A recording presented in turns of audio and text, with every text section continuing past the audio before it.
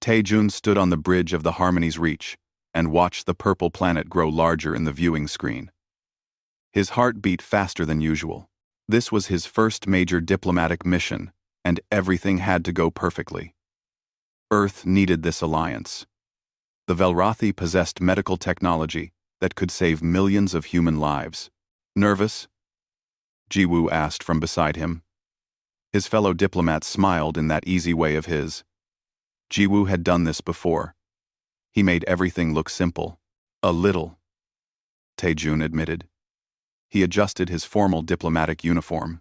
The dark blue fabric felt stiff and uncomfortable. Jiwoo patted his shoulder. You won't. Just remember the Velrothi value honesty above everything else. Be yourself, and you'll be fine. The ship entered the planet's atmosphere with barely a shudder. Velrothi technology was incredible. Their homeworld looked like something from a dream. Crystal towers reached toward the sky. Gardens floated in the air, held up by technology humans didn't understand yet. Everything glowed with a soft, beautiful light. Ambassador Heejin joined them at the viewing screen. She was a stern woman with sharp eyes that missed nothing. Remember, both of you, this negotiation determines humanity's future in the Galactic Council. The Velrothi are testing us. They want to see if we're worthy of their advanced knowledge. We understand, Ambassador, Taejun said. He straightened his posture. He would not fail Earth. The ship landed in a massive courtyard made of some kind of white stone that seemed to glow from within. They were tall and elegant, with skin that shimmered in shades of blue and silver. Their eyes were larger than human eyes, and they moved with an otherworldly grace. The ceremony of first meeting, Heejin explained as they prepared to disembark. When we walk down that ramp, do not make direct eye contact with any member of the royal family. It's considered extremely forward. Look at their foreheads instead. Taejun nodded. He had memorized this rule. Direct eye contact with Velrothi royalty was reserved for close friends and family only. To an outsider, it was almost like a proposal of marriage. The ramp lowered. Music filled the air, strange, haunting melodies that seemed to come from everywhere and nowhere at once. The human delegation walked forward, with measured steps. Taejun kept his eyes carefully controlled, looking at the crowd's foreheads as instructed. The Velrothi High Council waited at the end of a long carpet. They wore robes that sparkled like starlight. At their center stood Princess Nari. Taejun could see her from the corner of his vision. She was younger than he expected, with silver-blue skin and elaborate decorations woven into her hair. Ambassador Heijin began the formal greeting in the Velrothi language. Taejun and Jiwoo stood slightly behind her, maintaining proper diplomatic positions. Everything was going perfectly. Then, Taejun made his mistake. A small child in the crowd laughed a pure, delightful sound. Without thinking, Taejun turned toward the sound and smiled. Children were the same everywhere in the galaxy. Their joy was universal. But Princess Nari had moved. She stood exactly where he turned his gaze. For one brief second, their eyes met directly. The entire courtyard went silent. The music stopped.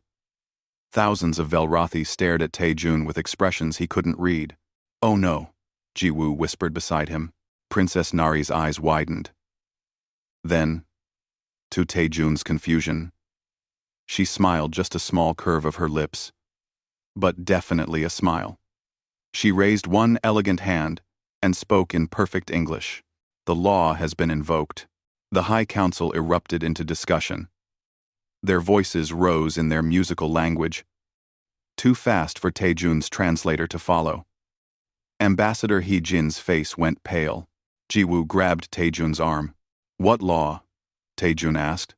What did I do? Before anyone could answer, an elderly Velrothi stepped forward. His robes were more elaborate than the others, marking him as someone of great importance. He spoke in slow, careful English.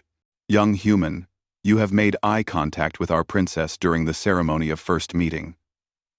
According to our ancient law, You must now serve as her companion of comfort for one night cycle. This is a sacred tradition that demonstrates trust between our species and yours. Taejun's mouth went dry. I didn't mean to. It was an accident. The law does not recognize accidents, the elder said. His tone was not unkind, but absolutely firm. If you refuse, it will be considered a grave insult to our entire civilization. The consequences would be severe. Ambassador Hee-jin stepped forward quickly. Honored Council, surely we can discuss this.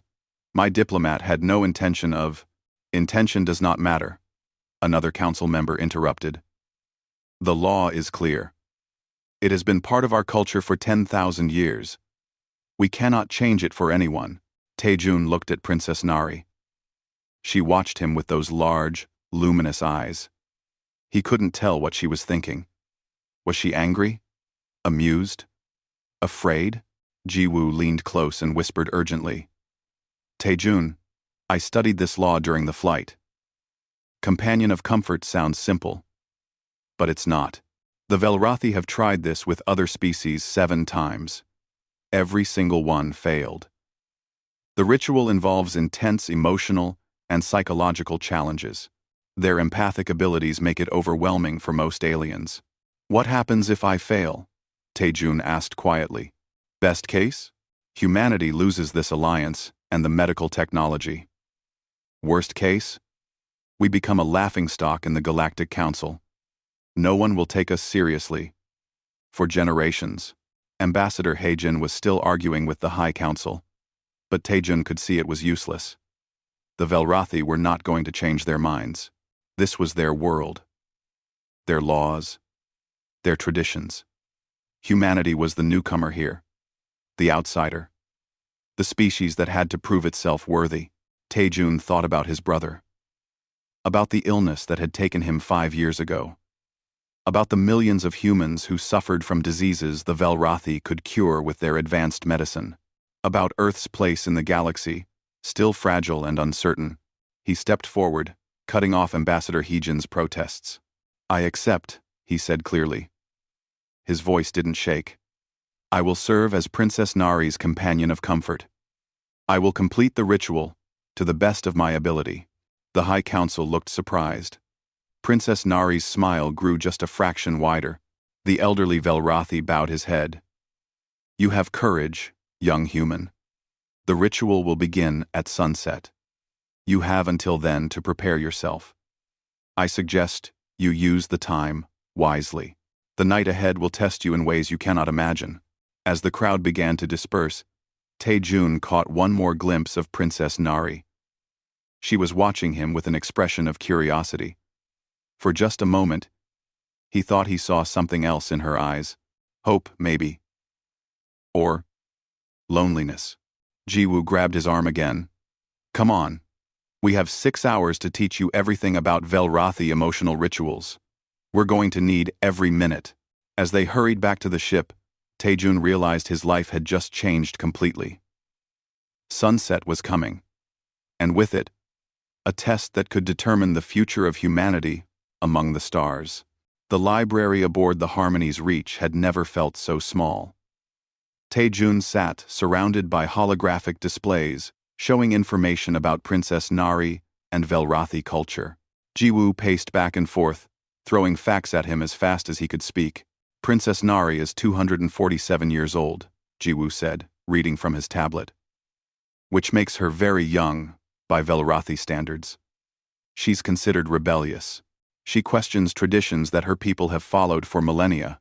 247? Taejun rubbed his temples. He was 28. The age difference made his head spin. Don't think about it too much, Jiwoo advised. To them, you're basically a child too.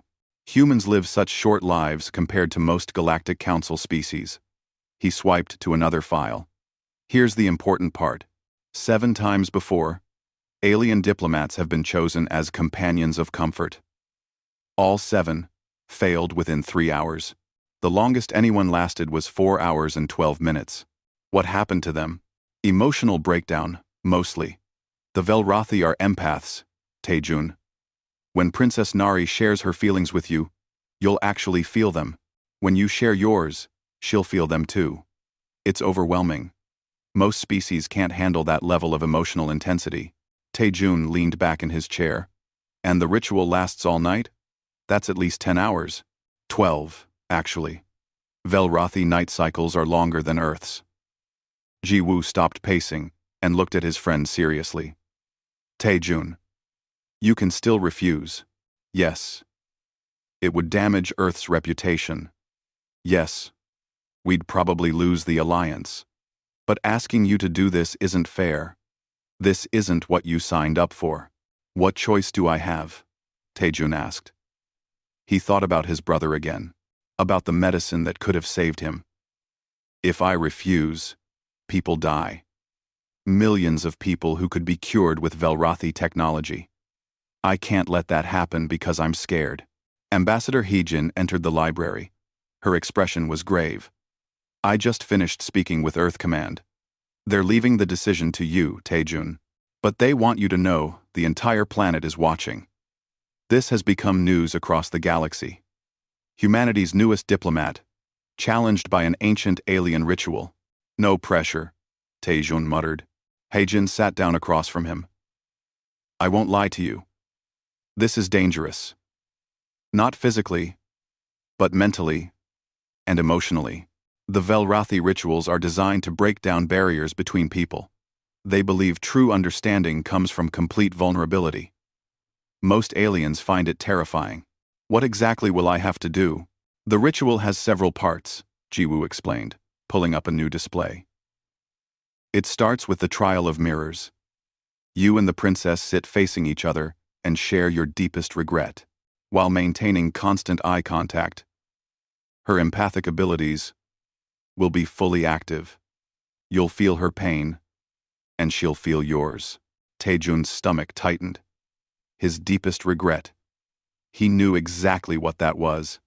The memory he tried so hard to bury.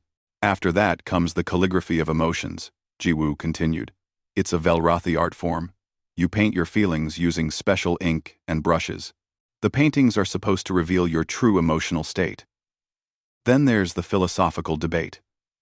You discuss a deep question about existence, death, or meaning. The Velrothi take philosophy very seriously. And finally, the dance of synchronization, Heejin added. You and the princess perform a traditional Velrothi dance that requires perfect emotional and physical harmony.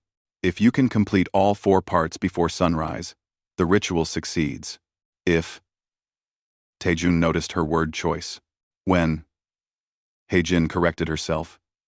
But her eyes showed doubt. When you complete them, the hours passed too quickly. Taejun studied everything he could about Velrothi culture. About Princess Nari. About the emotional rituals. He practiced meditation techniques that might help him stay calm. But nothing could truly prepare him for what was coming. As sunset approached, a Velrothi escort arrived to take him to the palace. The alien was polite but distant. He led Taejun through streets of impossible beauty. Everything on this planet seemed designed to inspire awe. The buildings, the gardens, even the way the light reflected off the crystal structures. The palace was the most magnificent structure of all. It rose, like a mountain of light, at the city's center. Inside, servants moved silently through halls decorated with art that must have been thousands of years old. The escort brought Taejun to a large circular room with a domed ceiling that showed the stars above. Princess Nari was already there. She had changed from her ceremonial robes into something simpler, a flowing dress that shimmered like water. Her silver-blue skin seemed to glow in the soft light. She studied Taejun as he entered, her large eyes unreadable. You came, she said in perfect English. Her voice was musical. Like everything else, about the Velrothi. I gave my word, Taejun replied. He bowed in the formal Velrothi style that Ji-woo had taught him. Princess Nari, I am honored to serve as your companion of comfort. Are you? She tilted her head. Or are you simply doing your duty to your species? The question caught him off guard. Does it matter? To me it does. She gestured to two cushions placed facing each other in the center of the room. The previous companions came because they had to. They saw me as an obstacle to overcome, a challenge to defeat. They failed because they never saw me as a person. Taejun walked to the cushions, but didn't sit yet. And you? Did you invoke the law deliberately? I noticed you moved just as I turned my head. That wasn't an accident. For the first time, Princess Nari looked surprised. Then she laughed, a genuine sound that seemed to fill the room. You're more observant than the others. Yes, I chose you deliberately. I've been studying humans since your species joined the Galactic Council. You fascinate me. Why? Because you're survivors. She sat on one cushion with fluid grace. Humans live such short lives. You face death every day of your existence. Yet you don't despair. You fight. You hope. You create beauty knowing it will fade. My people have forgotten how to do that. We live for thousands of years. We have perfect technology, perfect society, perfect everything, and we're dying inside because of it. Taejun sat on the opposite cushion. You're lonely. I am, she admitted. Her honesty was startling. I'm surrounded by people who worship me, or fear me, or want to use me for political advantage. But no one sees me. Just Nari. Not the princess. Not the symbol. Just me. I see you, Taejun said quietly. Do you? Her eyes locked onto his. We'll find out soon enough. The trial of mirrors begins now. Suddenly, Taejun felt something wash over him. It wasn't physical.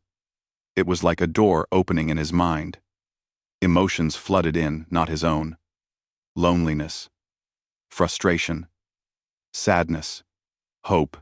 All of Princess Nari's feelings hit him at once. He gasped. His hands trembled. The intensity was overwhelming. How could anyone feel this much and still function? Now you understand, Nari said softly. This is what it means to be Velrathi.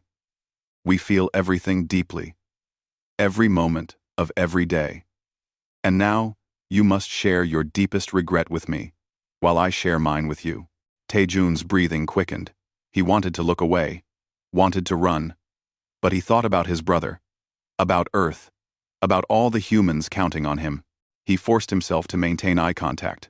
My brother died 5 years ago, he began, his voice rough. He was sick. We didn't have the medicine to save him. But that's not my regret. My regret is that I wasn't there when he died. I was away at the academy, studying to become a diplomat. I thought my career was more important. I thought I had time.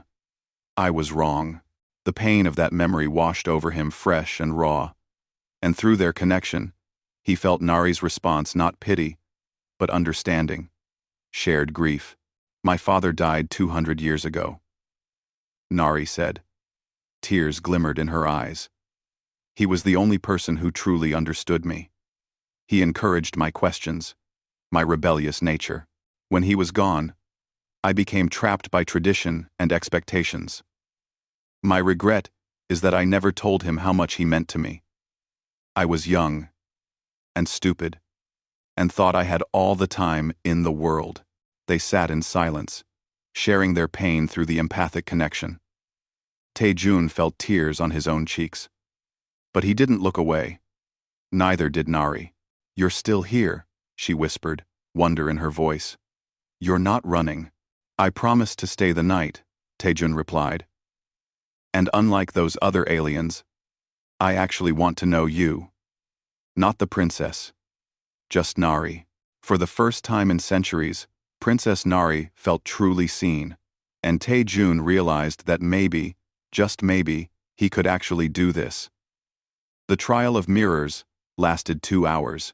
When it finally ended, Taejun felt exhausted in a way he had never experienced before. His body was fine, but his mind and heart felt wrung out like a wet cloth. Sharing emotions with Princess Nari had been the most intense experience of his life, but he had survived it. More than that, he had actually connected with her. The loneliness he felt, through their empathic link, was real. So was her curiosity about humanity. She wasn't testing him to be cruel. She genuinely wanted to understand. Water? Nari offered him a crystal cup. Her hands shook slightly. The trial had affected her too. Thank you. Taejun drank gratefully. The water tasted strange but refreshing. Is it always that intense for you? Feeling everyone's emotions? Taejun. Taejun. Taejun. Feeling everyone's emotions? I can control it most of the time. Nari explained. She sat beside him now, instead of across from him. The formal distance between them had disappeared. But during the rituals, I open myself completely. It's meant to create true understanding between souls. Most aliens can't handle it. Their minds aren't built for that level of emotional sharing. Humans have strong emotions, Taejun said. We have to. Our lives are short. We feel everything intensely, because we don't have time to waste. He looked at her curiously. Is that why you chose me? Because you thought a human might survive the trial? Nari smiled. It was a real smile, not the formal one she had worn earlier. Partly. But also, because I read about something in human culture. A Korean concept called Han. Do you know it? Taejun was surprised she knew about his cultural heritage specifically.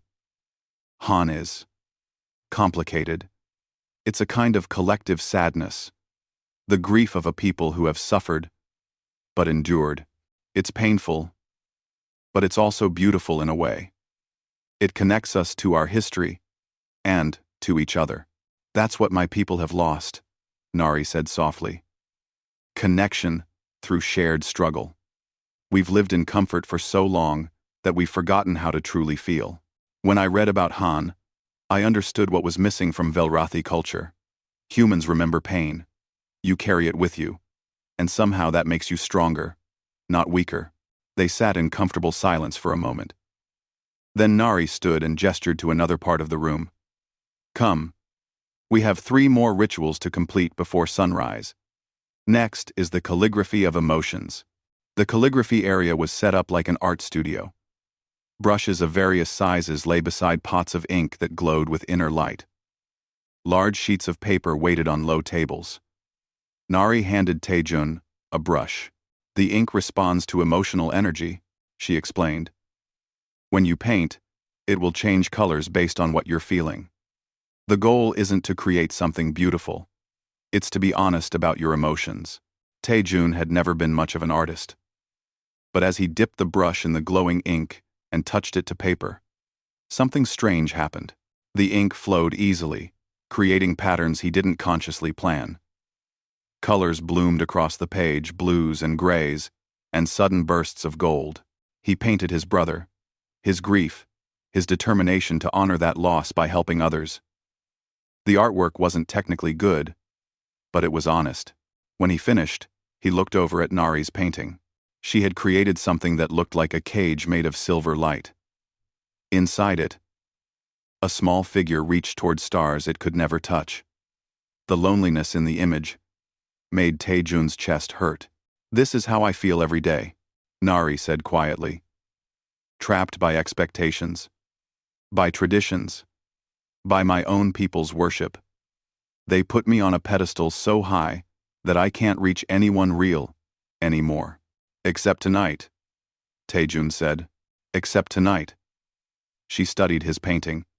You carry your grief like a banner. You don't hide it.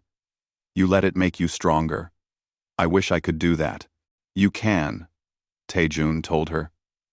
Grief doesn't have to be a cage. It can be a reminder of what matters. Your father would want you to be happy, wouldn't he? To question things? To find your own path? Tears slipped down Nari's cheeks. But she smiled. Yes, he would. She wiped her eyes with the back of her hand. You're very wise for someone so young. I'm old enough, Taejun replied with a slight smile. Besides, humans don't have time to waste being foolish. We have to learn quickly. The third ritual was the philosophical debate. They moved to a balcony that overlooked the glowing city. The stars above were different from Earth's sky, but they were still beautiful. Nari chose the topic, the meaning of a short life versus a long one. My people believe that a long life is the greatest gift, Nari began. The more time you have, the more you can learn, create, and experience. Why would anyone want to die young? Because maybe intensity matters more than duration, Taejun countered. A candle that burns twice as bright burns half as long. Humans pack more living into our short years than some species do in centuries. We don't have the luxury of someday. We have to act now. They debated for hours. Nari argued that wisdom requires time to develop. Taejun argued that urgency creates innovation. She claimed that long lives allow for careful planning. He claimed that short lives force you to take chances and make bold choices. Neither convinced the other. But that wasn't the point.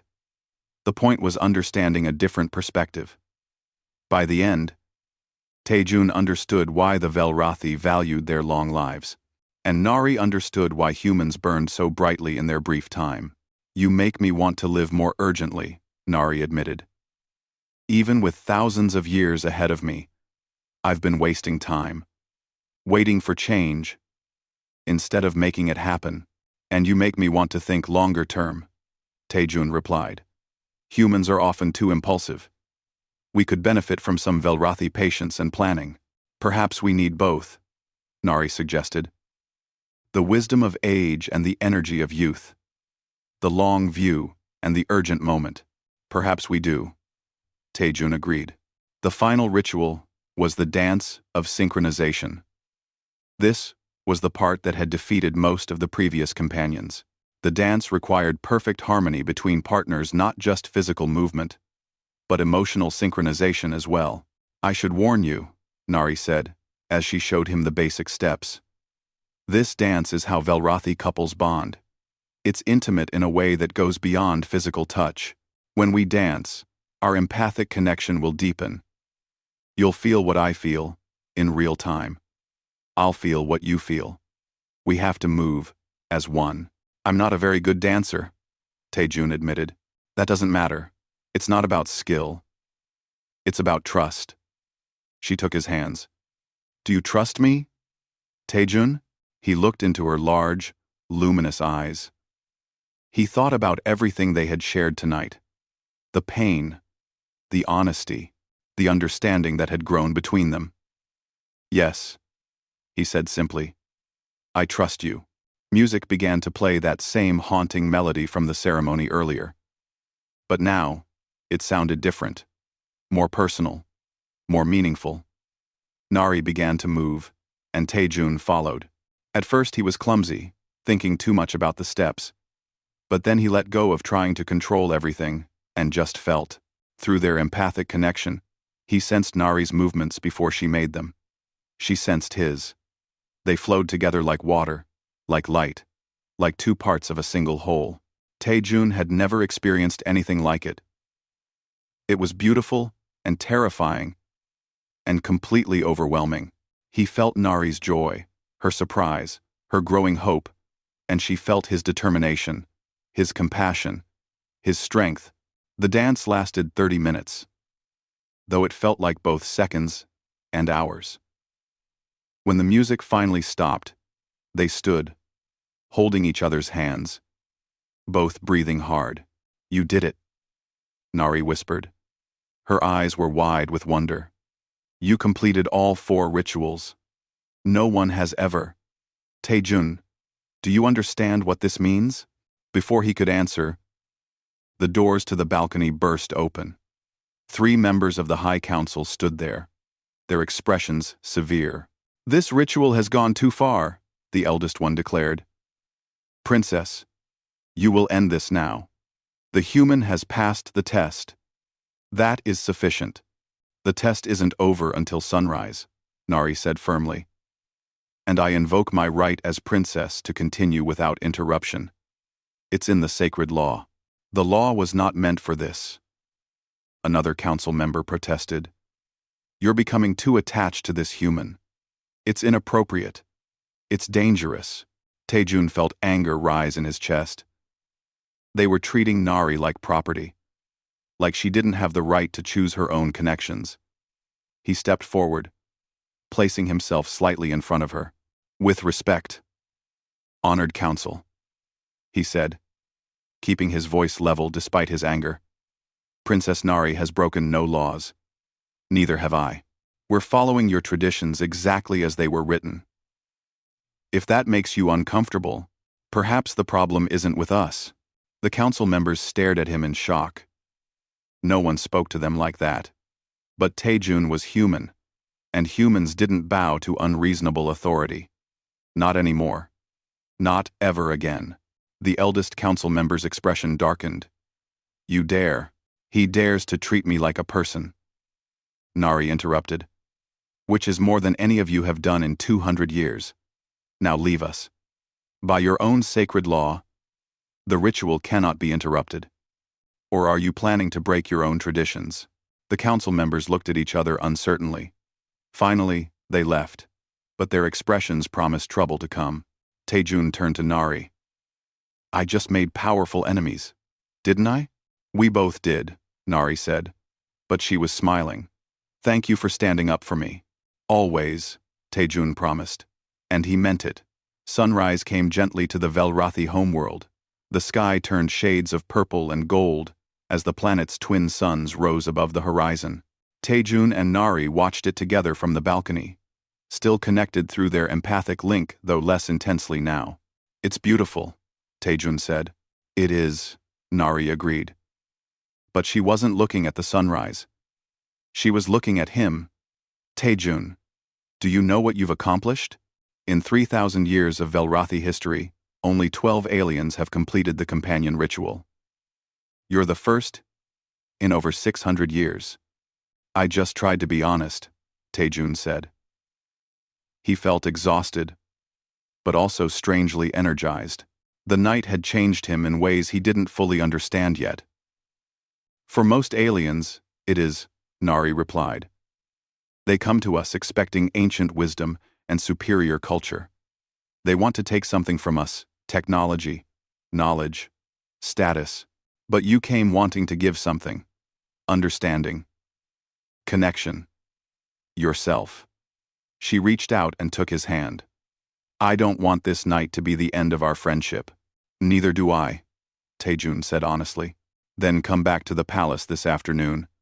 I have a proposal to make to the High Council. I want you there when I do.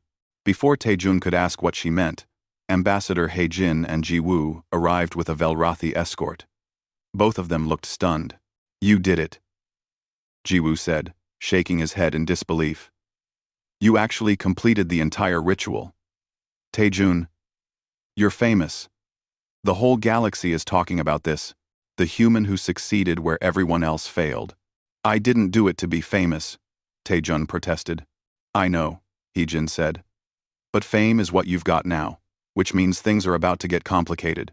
She glanced at Princess Nari. Your Highness. The High Council has requested a formal meeting. They want to discuss the implications of last night's ritual. I expected that, Nari said calmly. Tell them I will attend.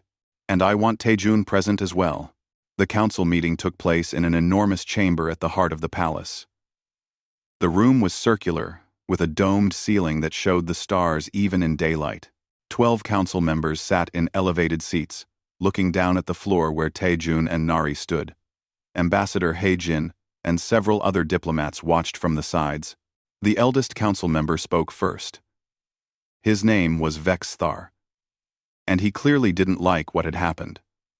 Princess Nari, last night's ritual has created a diplomatic situation. The human succeeded, yes. But in doing so, he has drawn attention to certain aspects of our culture that other species find strange. What aspects? Nari asked coolly. The intimacy of the ritual, another council member said. Her name was Lyrasan, and she seemed more sympathetic. Many species in the Galactic Council now question why we have such traditions. They say it's inappropriate, that it forces unwilling participants into situations they cannot refuse. Taejun felt anger rise again. With respect, Council Member Lirasen, I wasn't forced. I chose to complete the ritual.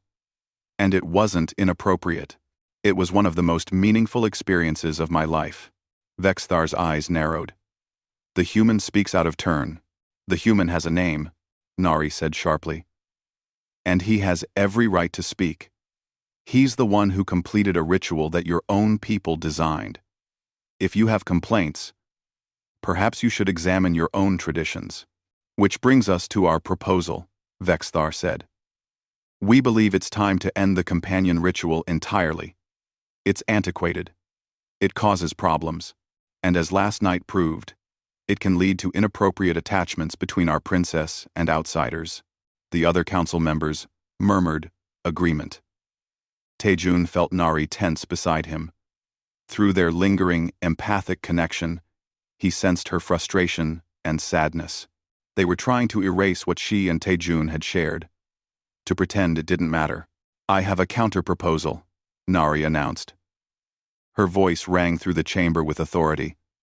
I want to establish a cultural exchange program with humanity. A full year of cooperation. I will serve as ambassador to Earth, living among humans and learning their ways. In exchange, human diplomats will come here to learn about us. The chamber erupted in shocked conversation. Vexthar stood up, his face darkening. Absolutely not. A princess of the Velrathi cannot live among humans. It's beneath your station. Velrathi. My station is whatever I choose it to be. Nari shot back. Or are you saying that I have no agency? No choice in my own life? Nari shot back. We're saying that this is clearly the human's influence, another council member said. One night with their diplomat, and already, you want to abandon your people. I'm not abandoning anyone, Nari said, her voice rising. I'm trying to save us. Can't you see? Our culture is dying. We've become so focused on tradition and perfection that we've forgotten how to grow. Humanity can teach us things we've lost. What could humans possibly teach us? Vexthar demanded. They've been spacefaring for less than 2 centuries.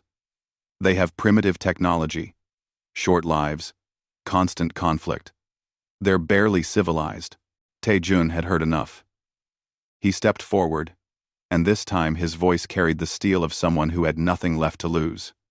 You want to know what humans can teach you? We can teach you courage, how to face impossible odds and keep fighting. We can teach you hope, believing in a better future, even when everything looks dark. We can teach you passion, creativity, and the value of every single moment, because we don't have thousands of years to waste. We have to make our short lives count. He looked at each council member in turn. You sit here, in your perfect palace, with your perfect technology and your perfect traditions. But you've forgotten what it means to struggle, to fail, to get back up and try again. That's what makes life meaningful. Not how long you live, but what you do with the time you have. The chamber fell silent. Even Vexthar seemed at a loss for words. Finally, Lirasen spoke. The human makes a valid point. Perhaps we have become too comfortable, too certain of our own superiority. This is madness, Vexthar protested. You cannot seriously be considering. I am considering it, Lirasen interrupted. In fact, I support Princess Nari's proposal. A cultural exchange could benefit both our species. Other council members began to voice their opinions. The chamber descended into argument. Some supported Nari. Others were horrified by the idea. Taejun watched the political battle unfold and realized that this was bigger than just him and Nari now. This was about the future of Velrathi civilization. Ambassador Heijin approached quietly. They stepped into a side corridor. Heijin's expression was grave. I just received a message from Earth Command. There's a problem. The Cracks Collective is making moves against the Alliance. They've always been threatened by human expansion. Now they see this situation with Princess Nari as an opportunity to sabotage everything. What kind of moves? Taejun asked, his stomach sinking. Intelligence suggests they're planning some kind of incident. Something that will make it look like humanity is dangerous or unreliable. If they succeed, the Velrothi alliance falls apart and we lose access to their medical technology. We have to warn the council, Taejun said. With what proof? Heejin shook her head. It's just intelligence chatter right now. Nothing concrete, and half the council already distrusts us. If we make accusations without evidence, it'll only make things worse. They returned to the chamber. The debate was still raging. Finally, Vexthar called for a vote. All in favor of Princess Nari's proposal for cultural exchange with humanity? 7 hands rose. 7 against 5. The proposal passed by the thinnest margin. Vexthar looked like he had swallowed poison. Very well. The princess will spend 1 year on Earth as a cultural ambassador. But know this, if any incident occurs, if anything goes wrong, this alliance ends immediately. The humans will be held responsible. As they left the chamber, Ji-woo pulled Taejun aside. Did you catch that? If any incident occurs. That wasn't just a warning. That was practically an invitation for someone to cause problems. The cracks, Taejun realized. If they're going to make a move, it'll be soon. Before Nari leaves for Earth, we need to be ready, Ji-woo said. Because if something happens, it won't matter that you completed the ritual. It won't matter that you and Nari connected. Earth's reputation will be destroyed. That night, Taejun couldn't sleep. He kept thinking about the council's hostility, about the crack's threat, about everything that could go wrong. He stood on his quarters balcony, looking out at the alien city. A soft sound made him turn. Nari stood in the doorway, wrapped in a simple cloak. I'm sorry, she said quietly. I've made things difficult for you. For all of humanity. You're fighting for what you believe in, Taejun said. That's never easy. I'm scared, Nari admitted. What if I'm wrong? What if this cultural exchange fails? What if I've damaged my people instead of helping them? Taejun took her hand. Then we'll face it together. That's what friends do. Nari smiled, but her eyes were troubled. Neither of them knew that the storm was already gathering, that forces beyond their control were already in motion, that before the week was out, everything would change. The Cracks Collective was making its move. And Taejun and Nari's friendship was about to face its greatest test. The attack came 3 days later, and it came from an unexpected direction. Taejun was in a meeting with Ambassador Hae-jin and several Velrothi trade officials when the alarm started. Red lights flashed throughout the palace. A voice announced emergency protocols in the Velrothi language too fast for his translator to follow. What's happening? Taejun demanded. A guard rushed in. Attack on the human colony on Kepler 442. Multiple ships. Heavy casualties. His expression was grim. Early reports suggest the attackers used Velrothi technology. Taejun's blood ran cold. That's impossible. The Velrothi would never. It doesn't matter what's true, Heejin said, her face pale. It matters what it looks like. Someone wants the galaxy to think we stole Velrothi technology and used it to attack our own people. Ji-woo burst into the room. It's worse. The Galactic Council is already calling for emergency sessions. The Cracks Collective is demanding that all alliances with humanity be suspended until an investigation is complete. The Cracks, Taejun said. This is their move. They're framing us. Can you prove it? The Velrothi guard asked. Not yet, Taejun admitted. But I know it's true. Within an hour, the High Council convened. Vexthar looked triumphant. This is exactly what we feared. The humans cannot be trusted. They steal our technology and use it for violence. I move that we end the alliance immediately and expel all humans from our world. We didn't do this. Heejin protested. This is clearly a setup. Why would we attack our own colony? Perhaps it was an accident, Lyrison suggested, though she looked uncertain. Or a rogue faction within your military? Or perhaps the humans are exactly as dangerous as we feared, Vexthar said. I call for a vote. Wait. Nari's voice rang out. She entered the chamber with Taejun beside her. Before you vote, you need to hear what we've discovered. Princess, this doesn't concern you, Vexthar said dismissively. It concerns all of us, Nari replied. Taejun stepped forward. His heart pounded, but his voice stayed steady. Ambassador Heijin received intelligence 3 days ago, suggesting that the Krax Collective was planning some kind of incident to sabotage the human Velrathi alliance. At the time, we had no proof. But this attack fits their pattern perfectly. Convenient that you suddenly remember this intelligence now, Vexthar said coldly. Why didn't you mention it before? Because we had no proof, Taejun said. And we knew that some members of this council were looking for any excuse to end the alliance. We didn't want to make accusations we couldn't support. And you can support them now? Lyra-sen asked. Not yet, Taejun admitted. But I know how we can find proof. Princess Nari has empathic abilities. If she can connect with survivors of the attack, she'll be able to sense whether they're telling the truth. She'll know if humans actually did this, or if we're being framed. The council erupted in argument. You cannot ask the princess to use her abilities like a tool. One member protested. I'm volunteering, Nari said firmly. This is my choice. And it's the only way to know the truth before we make a decision that could affect billions of lives. Vexthar stood. This is highly irregular, but not forbidden by our laws, Lyra-sen interrupted. Princess Nari has the right to use her abilities as she sees fit.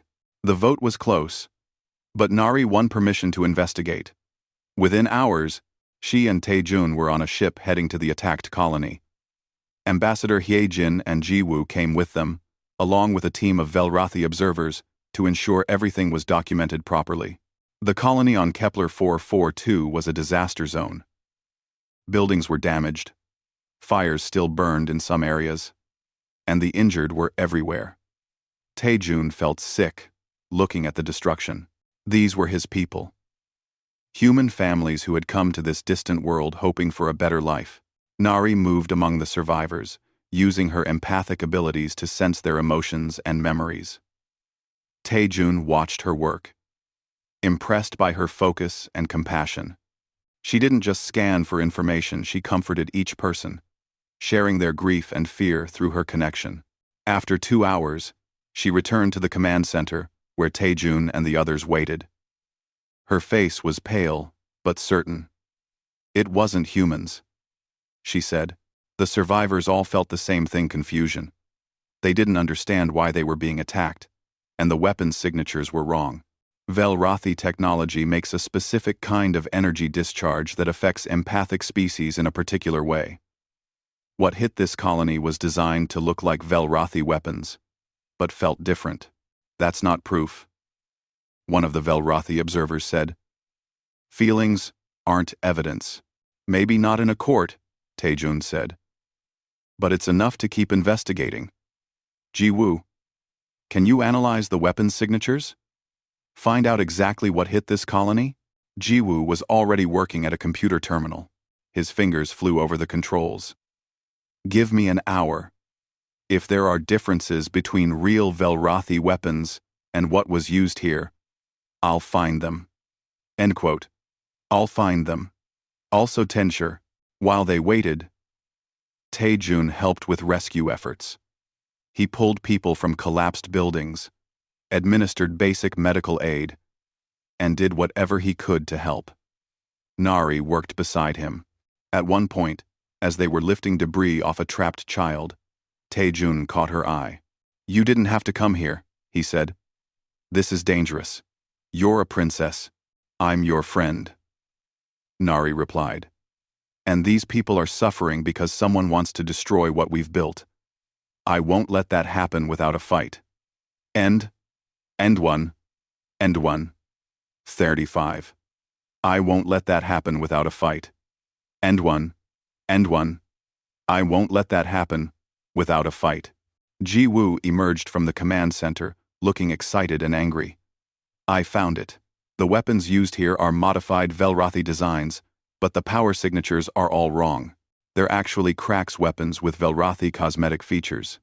It's a sophisticated fake, but it's definitely a fake. Can you prove it? The Velrothi observer asked. I can and I will, Ji Woo said. I have all the data.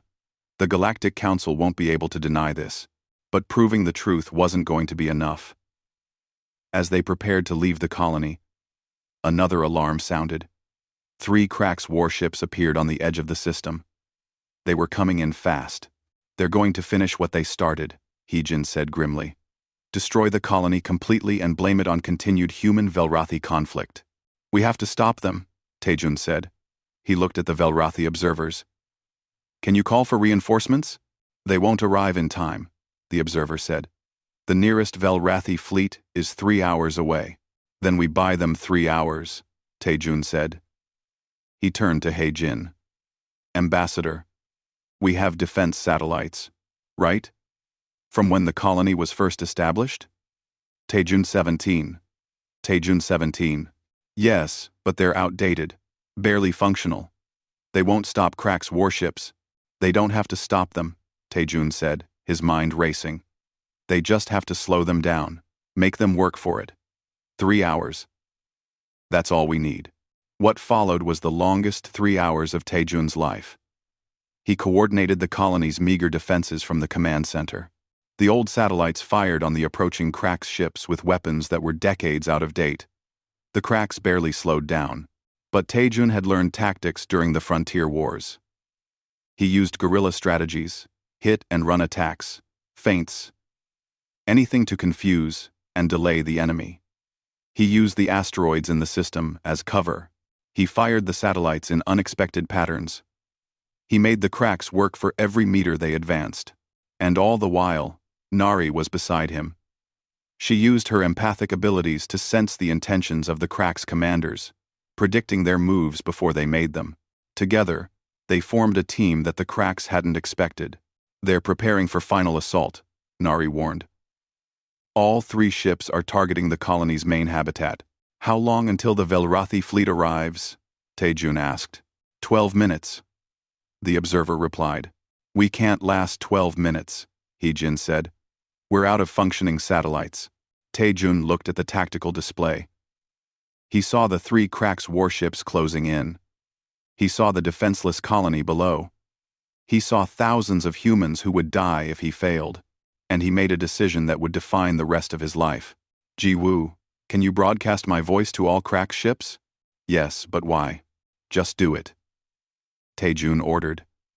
When the channel opened, he spoke in clear, firm English. Crack's commanders, this is human diplomat Taejun. I know what you're trying to do. I know about the fake weapons. I have proof of your deception. If you attack this colony, you won't be starting a war between humans and Velrothi. You'll be uniting us against you. Is that really what you want? Silence. Then, one of the Crack's ships responded. You're bluffing, human. You have no proof. I have testimony from Princess Nari herself, Taejun said. I have weapons analysis from the attack. I have empathic evidence. And in about 10 minutes, I'll have a Velrothi battle fleet as witnesses to whatever you do next. So, you have a choice. Leave now and maybe survive this politically, or attack and guarantee that both the Velrothi and humanity will consider you enemies. More silence. Taejun held his breath. Finally, the Crack's ships began to turn away. They retreated from the system just as the Velrothi fleet arrived. The command center erupted in cheers. Heijin grabbed Taejun in a hug. Ji Woo was laughing with relief. But Taejun was looking at Nari. She smiled at him with pride and something deeper. You did it, she said softly. You saved them. We did it, Taejun corrected. I couldn't have predicted their moves without you. The aftermath of the crisis moved quickly. Ji Woo's evidence was presented to the Galactic Council. The Cracks Collective was formally censured for the attack. The human Velrothi alliance was not only saved but strengthened. Other species that had been neutral began to see humanity in a new light, not as dangerous newcomers, but as brave allies willing to stand up against injustice. 2 weeks later, Princess Nari prepared to depart for Earth. A ceremony was held at the spaceport. Thousands gathered to see her off. The High Council was there too. Even Vexthar had to admit that the cultural exchange was now politically necessary. Taejun stood with Nari at the base of her ship's boarding ramp. "For you, maybe," Nari teased gently. "For me, it's barely a blink. But I suspect it will be the most important year of my life." "Earth can be messy," Taejun warned. "We're not perfect like the Velrathi. We argue. We make mistakes. We're loud and chaotic. I'm counting on it," Nari said. "I want to learn how to be messy, how to be imperfect, how to truly live instead of just existing." She took his hand. "Thank you, Taejun, for seeing me, for standing with me, for showing me what humanity really means. Thank you for taking a chance on us," Taejun replied, "and for invoking that law. Best accident of my life. Who said it was an accident?" Nari winked and walked up the boarding ramp. At the top, she turned and waved. Taejun waved back.